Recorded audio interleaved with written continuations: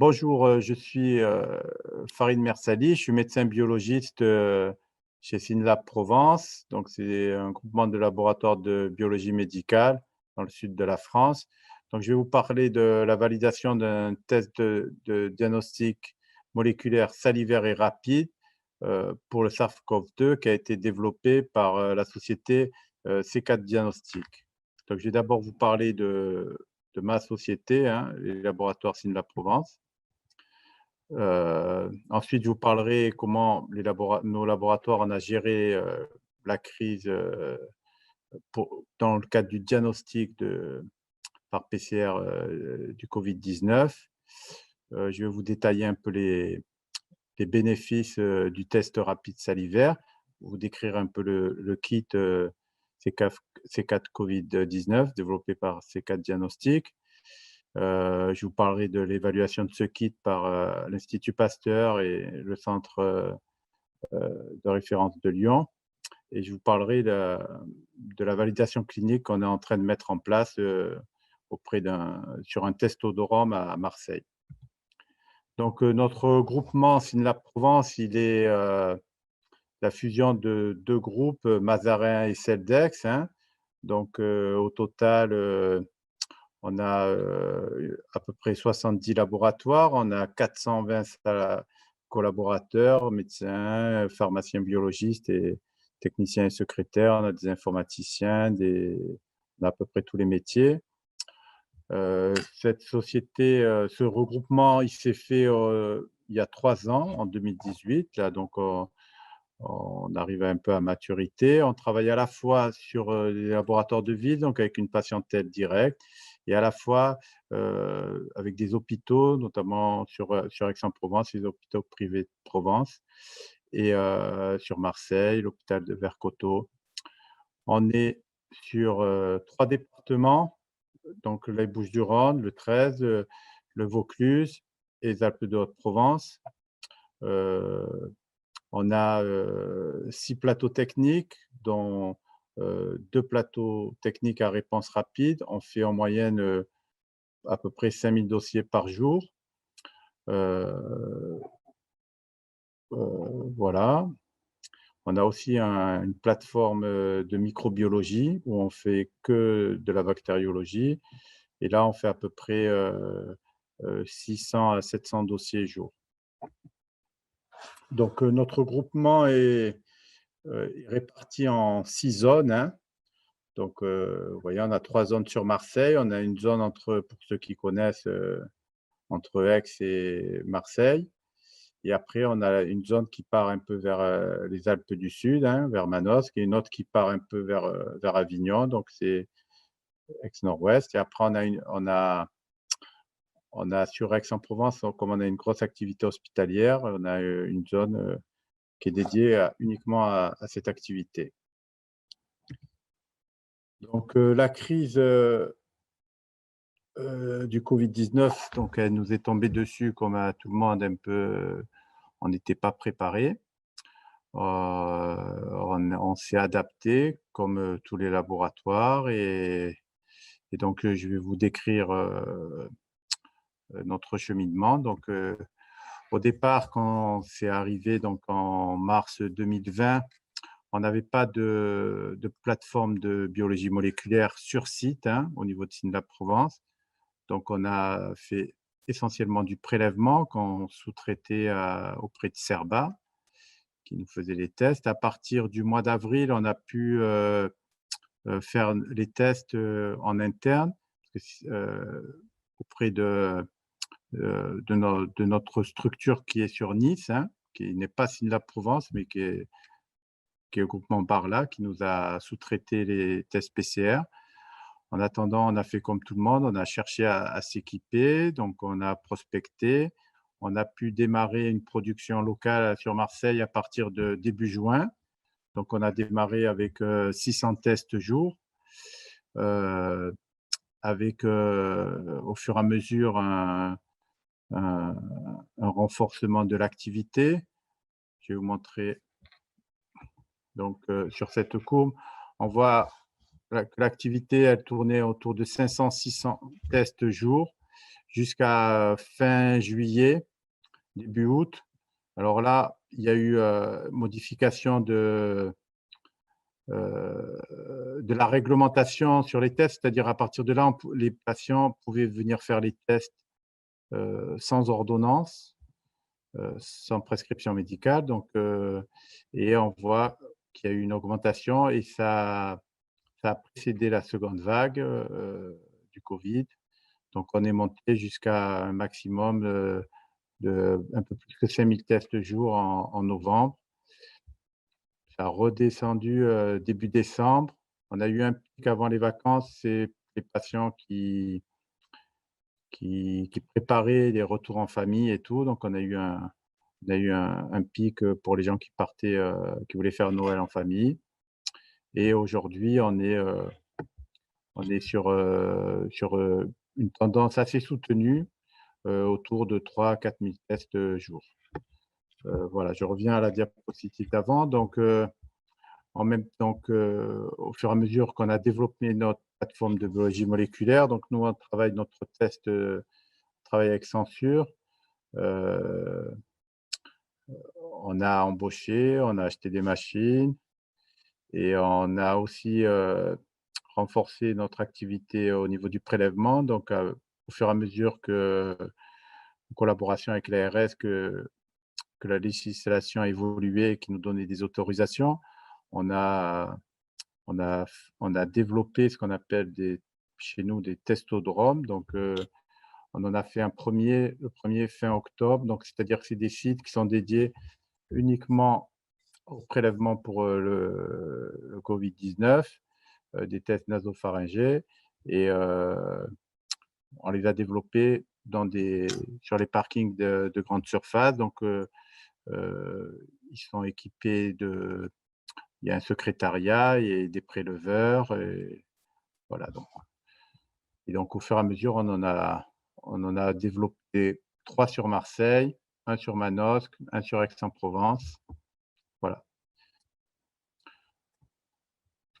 Donc je vais vous parler ensuite, du bénéfice, donc à côté donc, de ces tests, nasopharyngés, on est sans arrêt en collaboration avec, des fournisseurs ou des jeunes startups comme C4 Diagnostic, qui développent, des nouvelles approches, des nouveaux tests. Donc on s'est rapproché de cette société qui a développé un test rapide salivaire. Donc les recommandations des tests, salivaires a évolué tout récemment. Il y a même pas une semaine, l'HAS préconise, de faire, un comment ça s'appelle? Un diagnostic, chez les enfants.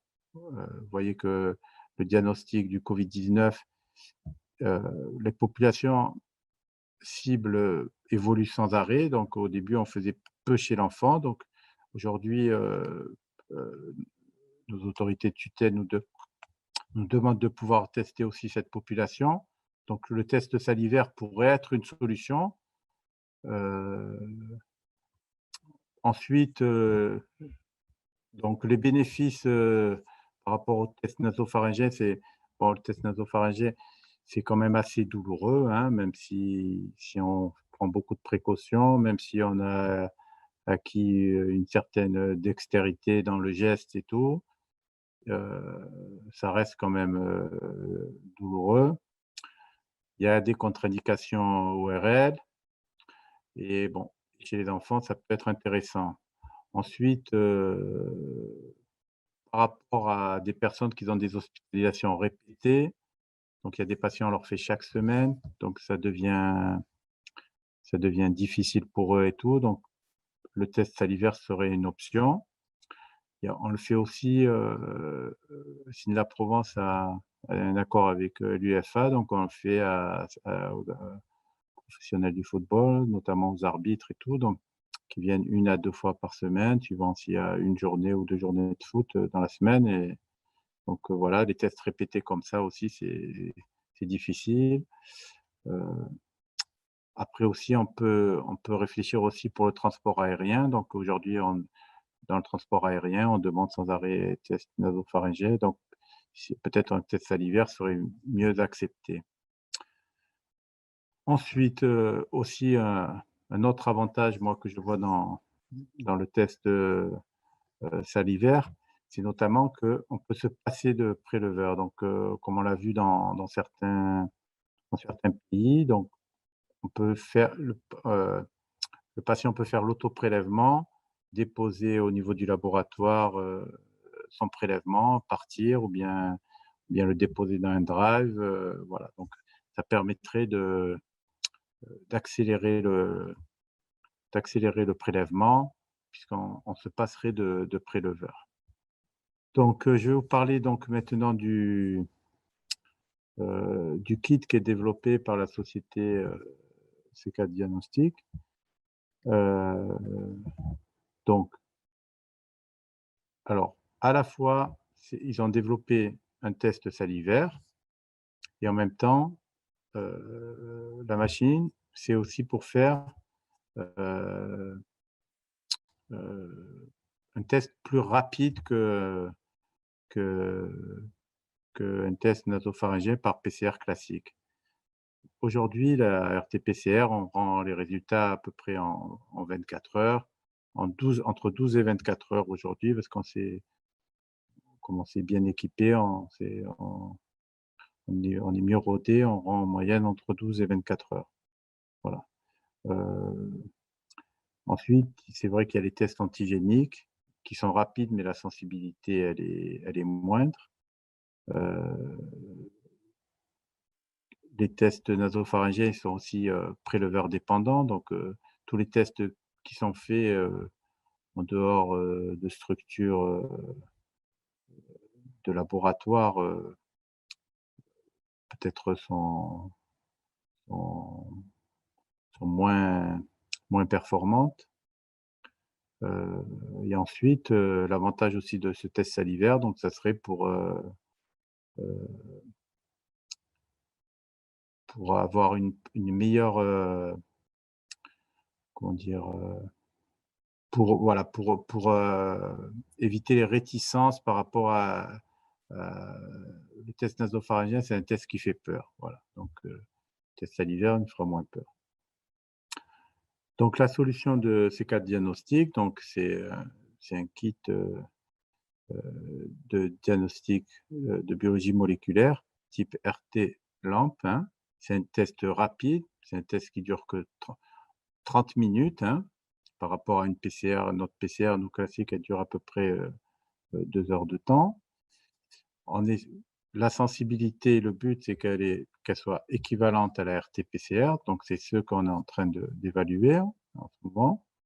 On le fera à partir de la salive et la technique, on essaye d'utiliser le moins de consommables possible pour pas être dépendant, de rupture de consommables comme on a pu, l'être, dans les RT-PCR classiques.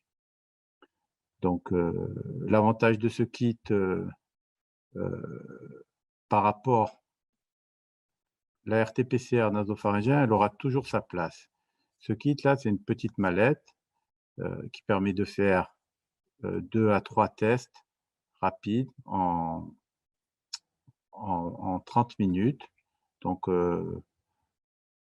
et un test de PCR. Donc ça pourrait être, pour du test d'urgence, ça pourrait être pour de la biologie délocalisée, ça pourrait être pour, heu, de la biologie ambulatoire ou bien de la médecine d'urgence avec, les services de secours, voilà. Mais par rapport à un test antigénique, on veut qu'il ait la performance d'un test PCR. Voilà, donc il y a en ce moment, il y a un essai clinique qui se termine, qui va se terminer bientôt en Belgique et il y a un essai clinique là qu'on démarre à Marseille, sur un de nos testodrome hein, de nos drives. Voilà. Donc, et on espère avoir quoi? Ces 4 diagnostics espèrent avoir un marquage CE pour fin mars 2021. Donc, le test est simple, hein, donc, on a un résultat en 30 minutes, hein, donc on a d'abord un recueil d'échantillons, un recueil de salive, hein. Il y a une étape d'extraction, donc tout ça, ça dure 10 minutes, hein. Ensuite, on met l'échantillon, sur la barrette avec un contrôle. Donc, comme le recommande l'OMS et comme le recommande, pardon, l'ARS, nos autorités de tutelle, quoi. On est sur 2 cibles, hein, HAS et conforme à l'HAS et l'OMS, hein. Voilà. Donc après, il y a bon, on peut le brancher au courant, sinon il a une batterie, il a une autonomie d'une journée, il est petit, il fait pas 2 kilos, voilà, il est transportable. Donc ça, c'est les performances internes du test, hein, en répétabilité et donc ça a été, ça a été fait pour le laboratoire C4 Diagnostic par l'Institut Pasteur et le Centre national de référence, de Lyon. Voilà, donc c'est un test, qui est performant,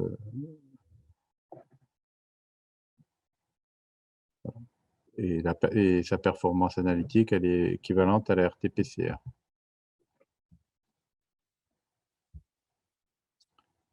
Donc, moi, ce qui est plus de ma partie, donc c'est l'investigation clinique qu'on est en train de faire, l'essai clinique qu'on est en train de faire, donc contre la RT-PCR nasopharyngée classique, hein. Donc on le fait sur Marseille, hein, au niveau de d'un drive qu'on appelle Grand Littoral, qui est à l'entrée de Marseille. En même temps, il y a un autre test aussi qui est fait en parallèle, par les hôpitaux belges à Bruxelles, hein, voilà, par le docteur, Blairon et le docteur Tréhardy. Donc, l'objectif principal de cette étude, c'est de montrer que la sensibilité et la spécificité du test, elles soient au moins équivalentes à la RT-PCR, hein. Ensuite, c'est aussi, pour voir s'il y a des facteurs cliniques qui peuvent influencer, la sensibilité du test, absence ou présence de symptômes, et pour voir si la charge virale, si c'est un test qui est vraiment dépendant de la charge virale. Voilà. Parce que notre but, c'est de dépister aussi bien les asymptomatiques que les personnes symptomatiques. Je vous remercie, donc j'espère que ça a été clair. Donc, maintenant, j'attends vos questions.